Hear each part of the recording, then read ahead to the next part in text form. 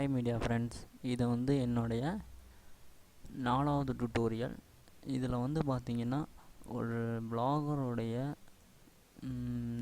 நான் வந்து புதுசாக இந்த பிளாகர் வந்து டெமோக்கோ க்ரியேட் பண்ணது. இந்த பிளாகரில் போயிட்டு வியூ பிளாக் போகிறேன்.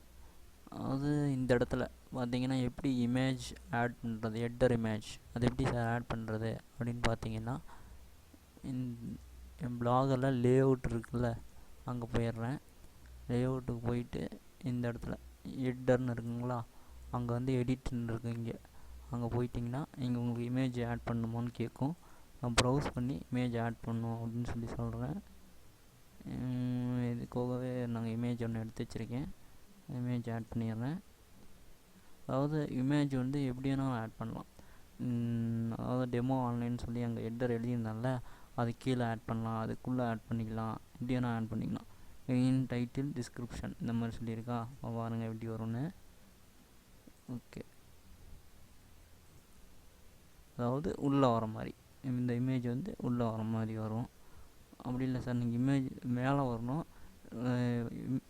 இமேஜஸ் வந்து கீழே வரணும், ஹெட்டர் இது வந்து மேலே வரணும் அப்படின்ன மாதிரியும் இந்த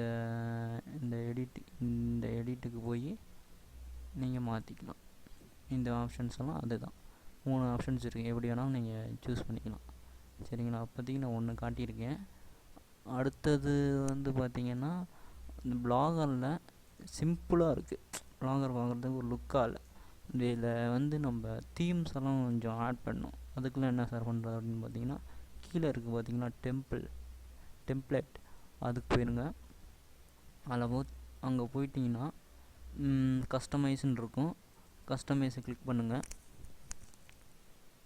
அதில் வந்து பார்த்திங்கன்னா நிறையா டீம்ஸ் இருக்குது. நான் வச்சது சிம்பிள், இப்போ இருந்தது சிம்பிள்.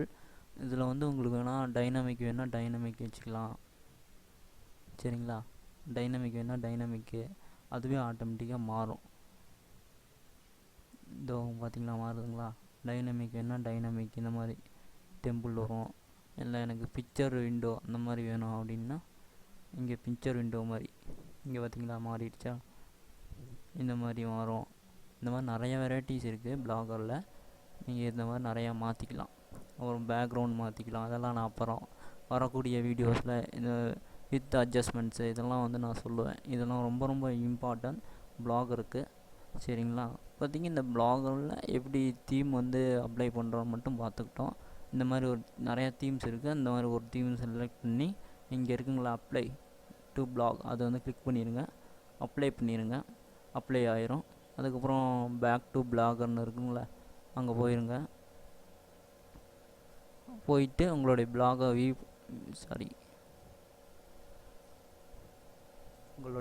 வியூ பண்ணி பாருங்கள். அந்த டெம்பிள் அப்ளை ஆகிருக்கும். ஓகேங்களா, வெரி வெரி சிம்பிள். இதை வந்து நீங்கள் செஞ்சு பாருங்கள்.